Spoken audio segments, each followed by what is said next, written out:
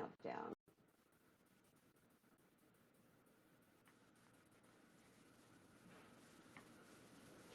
So, Bill, let's talk about creativity. You have what you call creativity, making creatives into. Stop. Pause. Sorry. Pause. Turning Oh my creativity God. into money. Yeah. So, Bill, tell me how you help small businesses and businesses turn their creativity into money, and be one of the cool kids in their industry, regardless of what industry. Well, we all want to be one of the cool kids, don't we? We all want to be, especially in business. I mean, you wouldn't think of it in business, but in business, don't you want to be the one that people point to and go like, wow, Pia's got it figured out. Of I wish I course. could be more like Pia. Pia's one of the cool kids. Pia's always leading the industry. You know, that's what I mean by being one of the cool kids, being somebody who's just, you know, when everybody else looks to who's the leader of the industry, that everybody says, oh, it's those guys. It's them. Yeah. Yeah. And that's what you want to be. And that takes innovation. So what is innovation? See, a lot of people confuse innovation and creativity. They think they're the same thing. They think they're synonyms, and they use them interchangeably. And that's not true. And here's what I mean by that. And this is why I talk about turning creativity into money. Because creativity on its own is worthless. It's important, but it's worthless. Because there's no Okay. value attached to creativity, because you're just coming up with ideas. Okay. But I'm following. until you first of all winnow down those ideas to the one or the very few that have some market value that you think, okay, this is what we're going to move forward with, and then you make a plan to implement them and actually do implement them, then you've got something. And that's the whole cycle of innovation. Innovation is all about coming up with ideas, evaluating those ideas, and then implementing those ideas. That's turning creativity into money. Creativity on its own is the starting point, but it's not enough. It's important. Without the creative ideas, you'd have nowhere to go. But creativity is kind of like if you want to cook a recipe. You know, you get your cookbook out there. Okay, that's great. And then it's over on the left someplace, it's got the list of ingredients. So you get those ingredients and they're all on the table. Okay, that's not a cake yet. That's not a turkey. That's not, that whatever. Okay. Yeah. So those are that's the creativity part, coming up with the ideas. That's the raw ingredients of innovation. But then you have to take it through this funnel that ends in implementation. That's when you turn creativity into money. However, in this day and age, Oh, I love that. however, Yeah. I'm going to play devil's advocate here because I've seen it with our clients. Everything's been done before. Why are we don't have any new ideas? How are we going to be innovative? I know that you talked a little bit about that. It's kind of a mindset, right? Changing your mindset around creativity and innovation and what that means. It is a mindset. And here's where I think a lot of people kind of run up against a brick wall, is that they think only the big innovations count. So they think about innovation and they think, well, I mean, the iPhone's been invented. The Tesla's been invented. The internet's been invented. There's nothing left to be invented. First of all, innovation and invention are not the same thing either. These are all closely tied together. But the innovation at its core is about seeing a problem and coming up with a solution that nobody else has come up with yet. And there's no shortage of problems. There will never be a shortage of problems. So anytime there's a problem, there's the possibility for innovation. And problems come in all shapes and sizes. There are big problems and there are little problems. You don't have to invent the iPhone to be an innovator. One of the greatest innovations, certainly in my world, because I'm a professional speaker, I travel for a living, or at least did prior to 2020, and will again. Spend a lot of time in hotels, okay? And maybe this has happened to you, Pia, maybe like an older hotel or a cheaper hotel. You're in the shower, and have you ever had that experience where like you turn the hot water on and then the plastic shower curtain just comes and tries to hug you and it's clammy and it's Yes. weird? Right. So that had been a problem for a long time. People just put up with it.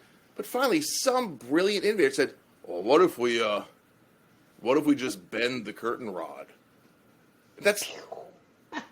Yeah. And it's fabulous. Don't you love going into the shower now when you see the curtains? Like, that fixed the problem. Mm-hmm. Now, is that inventing the iPhone? Is that inventing the internet? No. Is that inventing Spanx? No, it's not. It's bending a piece of metal. But, oh my goodness, it solved a problem. That was an innovative idea. That was an innovative idea. You can do that. Your clients can do that. My clients can do that. All it takes is when you run up against a problem, something that bugs you, don't just stop and complain about it, which is what we always did about the shower curtains. This is we don't like this. Take it that one extra step and say, oh, I don't like this. How can I make it better? So That's it's almost the like question. So it's almost like you're stepping into your client's shoes, right? And finding the problems there and what, like you say, connecting the dots, which I'd love you to speak a little bit more about, and how people can do that exercise to come up with solutions. Yeah.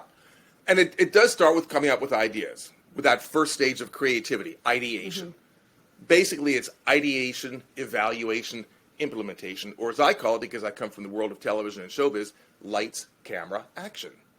Because see, lights is the light bulbs. When you think of ideas, coming up with ideas, you think of the light bulb moments. Okay, that's lights. What does a camera do? It focuses. That's when you take those ideas and you focus in on the very few, or even the one that's actually going to make a difference. And then action is the implementation. So lights, camera, action. So, I love that. Thanks. So the lights is coming up with the ideas, and some people do get stuck here, and part of that is another myth, which I need to dispel here for your clients, because there are some people, you may know some people like this, Pia. There's some people who go through life just thinking, well, I'm not. By the way, every when I say some people, I always go into that. This apparently is the only voice I have. Well, I'm just not creative. I'm not one of those innovative type. It's just, that's not my department. That's not my job description. First of all, innovation is everybody's job description, or it should be. Because again, innovation is just looking at things that aren't working and figuring out how can I make it better. That's everybody's job. Wouldn't you like everybody on your team to have that mindset? Yeah. But then there's this mindset of, well, I'm just not creative. And I'll tell you where that comes from. It comes from several things, one of which is a misunderstanding of what creativity is all about. See, people think that creativity is the lightning bolt that comes down from above, and it only strikes the gifted few, right? So you've got to be, Steve Jobs or Elon Musk or, one like, okay, the lightning bolt strikes them, or like a Mozart or whatever. That's not what it is. We are all the gifted few. We all have the ability to be creative, to be innovative. There was a study, I'm not going to go through the whole study, but basically what it came down to, the study was trying to figure out what is it that separates the creative people from the non-creative people, the innovators from the non-innovators. And they did a whole bunch of things to determine this. And what they found out was one element, one thing, and one thing only, and it was this. The creative people believed that they were creative. Mm. That's it. Had nothing to do with education, had nothing to do with IQ, had nothing to do with life experience. The creative people believed they were creative. That's it. That's the only difference. But can you see how that difference makes all the difference? Oh, yeah. If you go through life believing you're creative, just like if you go through life believing that you're confident or, smart or good looking or whatever, we really do create our own reality. Well, the funny thing is that whenever someone says that to me, I'm just like, seriously? Like, I can point out many times that you've been creative. I think it's just the definition they have in their head. And the other thing I'll add to that, Bill, is there's a lot of business owners, CEOs that are just burned out. I mean, even after 2020 and everything we've gone through, they're just like, really, I have nothing left in my creative juices. In the tank, So what do you say to them? How can they get inspired or change that First around? of all, I want to acknowledge that is a completely valid feeling. Look, we're all feeling burned out. Mm-hmm. Even as we're seeing light at the end of the tunnel and, we're kind of starting to come out, as we're exhausted. It's been an exhausting year and a half, and it's still tough because we still don't know where everything's going to land. Like, what's our world going to look like? Right. And that's both sociological and, professional and all that. What's our world going to look like? And we're exhausted. I totally get that. I think probably the best way to answer this is to talk about connecting dots.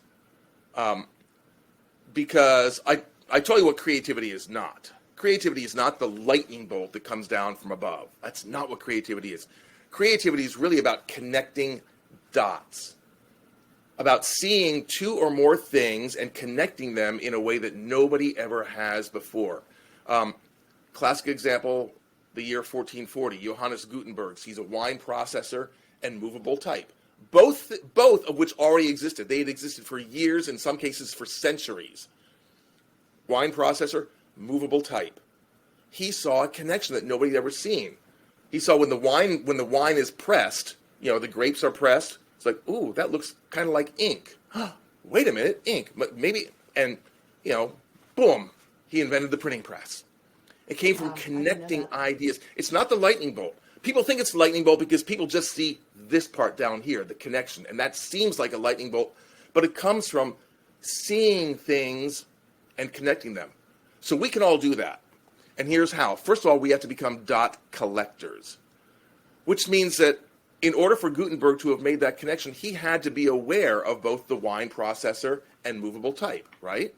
Mm-hmm. So, if he had never seen a wine processor, that dot would not have been available to him, so he could not have made that connection. So it makes sense as business owners, as entrepreneurs, as professionals in the world, it makes sense. It's to our advantage to collect as many dots as possible. Now, what are these dots?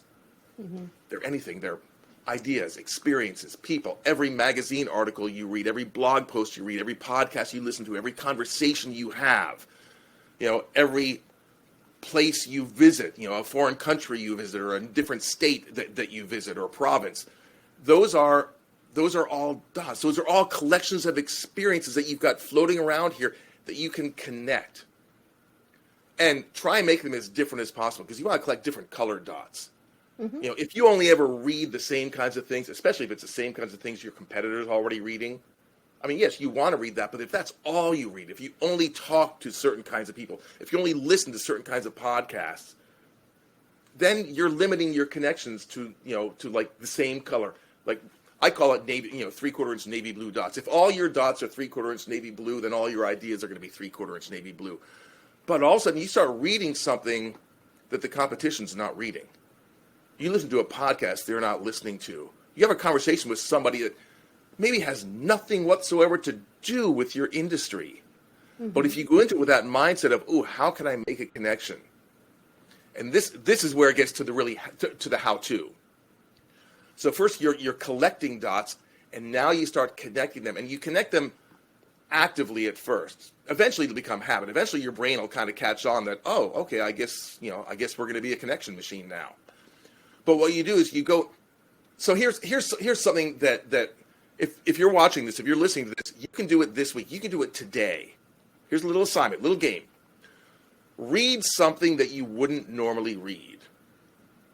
An article, a book, whatever. Just find something on the internet that you wouldn't normally read. Maybe it's something you have no interest in whatsoever. Read something that you wouldn't normally read, and as you're reading it, ask yourself this question: how can I apply this to my world? Whether it's your professional world or your personal world. Notice, because here's what happens, Pia, and I'm sure you've noticed this too. Your brain it's magnificent. Your brain, Pia. I don't know about anybody else's. No, I mean no one else is right, exactly. above me. No, I'm just kidding. Yes. You have a magnificent brain. No, we've got this amazing tool, free and clear, and it will try and answer any question we put to it. So if we feed it better questions, we're going to get better answers. So notice that the question I asked you to ask was, how can I relate this to my situation? Not can I relate this to my situation? See, that's the mistake a lot of people make. They read an article and go, well, this has nothing to do with me. Boom. Because basically they're asking the question, can I relate this? Can I connect this to my situation? And your brain's saying, nope. Yep. You asked a poor question. Yep. But if you just add the word how can I relate this to my situation? Your brain will go like, okay, let's try and figure this out. Yeah. And then come up with answers, because they're always there. The connections are always there if you look for them. Maybe it's in the overall gist of the article. Maybe it's like one sentence that makes you think, oh, maybe I could do that. Look, maybe, I'm not saying you're going to come up with gold. You might not. The thing is, you never know which dot is going to be the $1 million dot. Yeah. But you're never going to find it if you're not asking yourself, where is that connection? How can I connect these? And at the very least, you're going to find that you're looking at your situation, your challenges. Maybe there's a particular challenge that you're facing right now in your business or in your personal life. So read that article on basket weaving or, snake charming or something like that. Yeah. And then say, okay, how can I relate that to this current challenge? Not can I, but how can I relate it to this current challenge? At first, you may have trouble coming up with anything because, again, your brain's like, wait, what are we doing? I don't understand this. But eventually, your brain's going to catch on, and it'll start coming up with these connections, and pretty soon it'll become kind of automatic. We've all had the experience of, we're walking down the street and we see something and we go like, oh, that reminds me of that time. What was it? 15 years ago. That's what it is. Mm-hmm. But now we're doing it intentionally and strategically. For our business, we're taking that part of our brain that finds connections because our brains will find connections. Yeah, we just haven't practiced it. So if you focus that ability that your brain already has, if you focus it on your situation, on your profession, on your business, that's how you start to come up with those ideas. And for the people who are fatigued, this really doesn't take much extra effort. It's just a shift in mindset, and it's a shift in practicing. It's not difficult. It might be a little difficult at first, but it's just teaching your brain that connections are important, because your brain will focus on what's important. If you're in the market for a new dishwasher, I just bought a new dishwasher yesterday. Okay, so all day yesterday, dishwashers were really important to me. I did the research and everything. Classic example, I'm sure you've had this experience, as have most of the people watching this. You buy a new car. Maybe it's not brand new, but it's new for you. And what do you notice on the way out from the dealership? Oh my goodness, everybody on the road has a red Prius. Mm-hmm. Where were they all before? Well, they were there. They just, you didn't focus on them.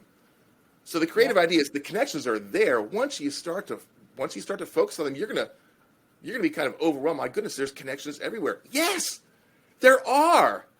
And if you're reading things, listening to things, talking to people that the competition's not, you're going to have dots available to you that the competition won't have available to them, which means you can make connections that the competition can't make because they don't have those dots. They did not collect those dots, and therefore they cannot connect those dots.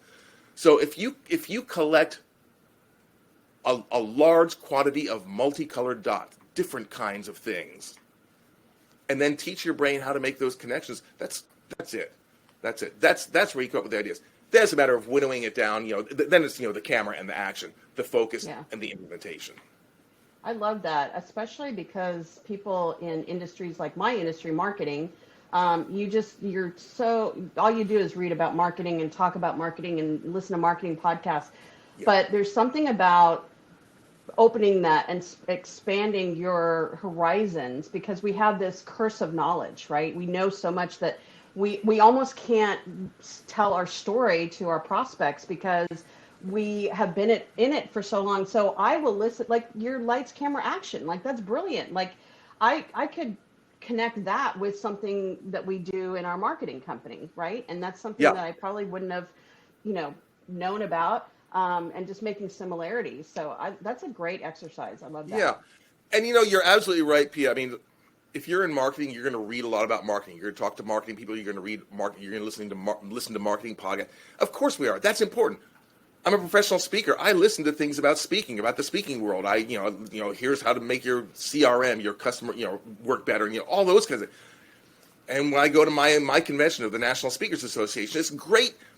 There's nothing quite like being around people who really understand your world, and nobody understands your world like people who do what you do. So that's important.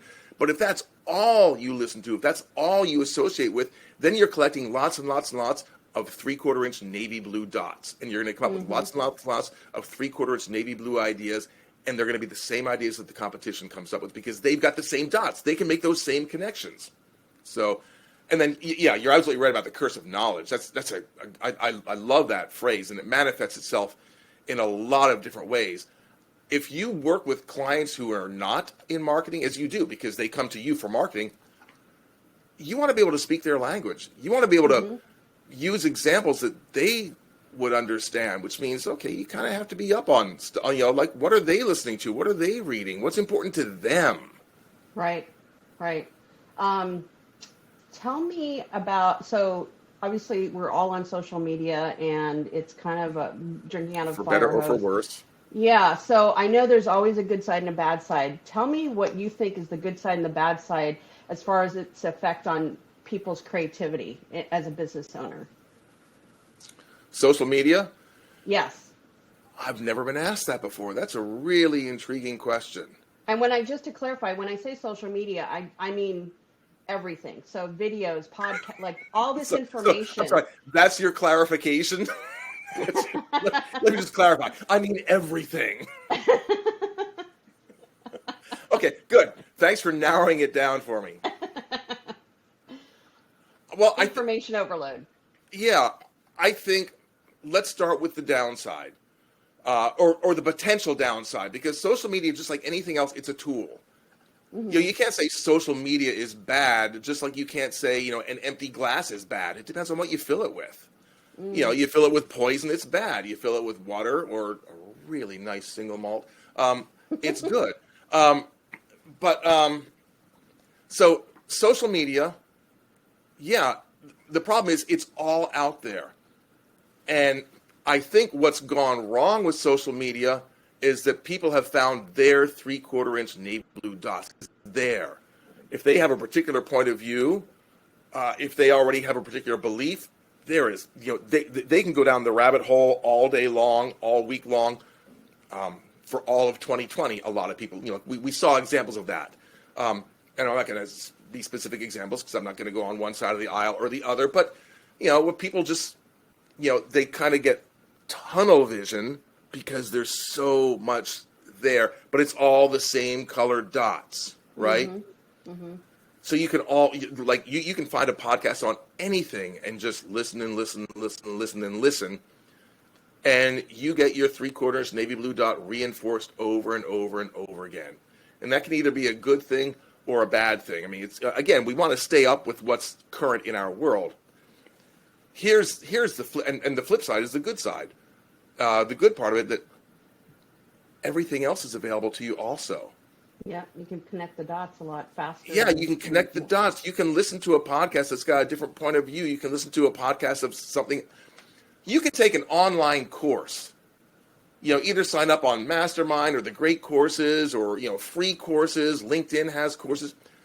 You can take a course on Renaissance architecture, and find a connection there. I actually have a client at Microsoft who solved a multi-million-dollar problem because he happened to have a conversation with a woman who was an expert in Renaissance architecture. Really? And she told him something about the building of the Duomo in Florence, Italy. Yeah.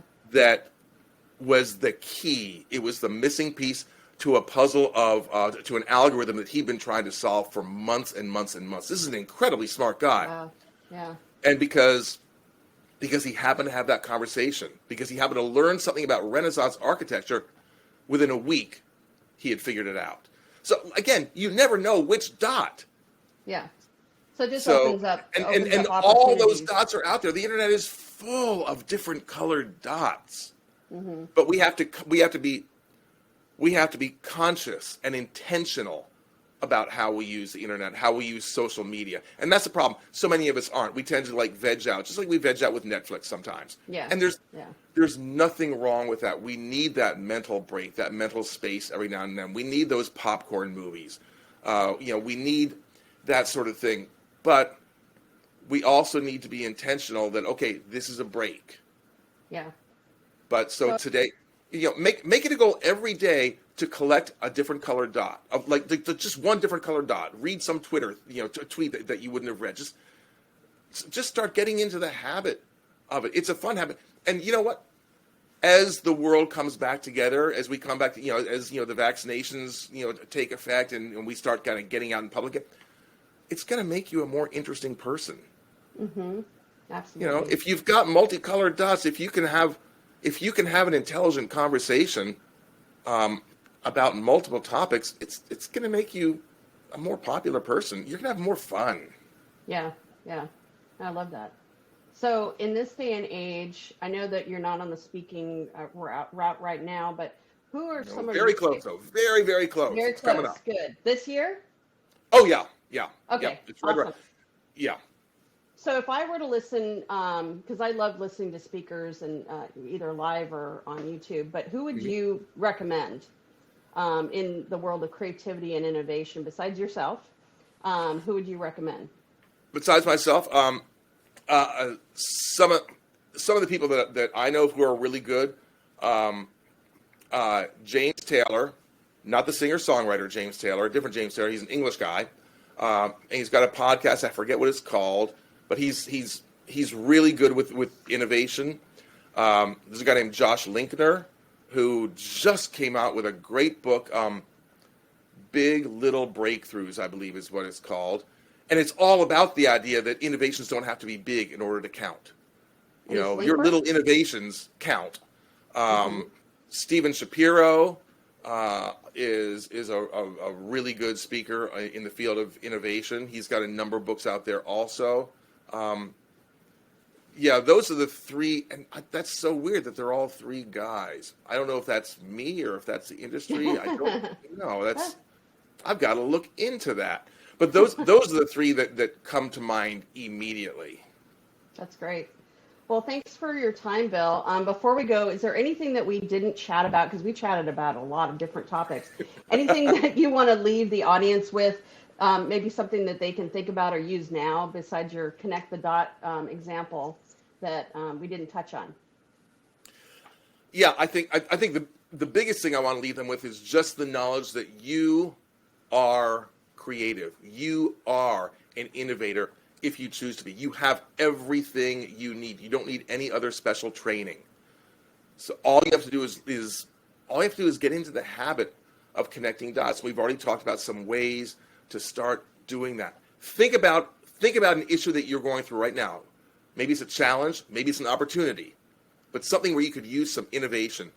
Go out and find a completely different dot, a dot that's got nothing to do with it. Talk to somebody who's not in your industry. Somebody who sees the world differently. And or again, read an article that you wouldn't normally read, and then ask the key question: how is this like this? How can I connect this? How is this like my situation? Yeah. And then just keep doing that, and sit down with a pad of paper, not in front of your computer. Sit down with a pad of paper and come up with answers, and give yourself, say, I'm not gonna get up until I come up with at least 5 ways that I can relate this to my situation.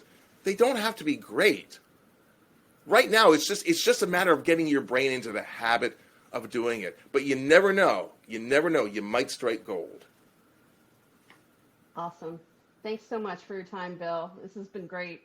Appreciate Pia, this it. was fun. I really enjoyed it. Thanks so much.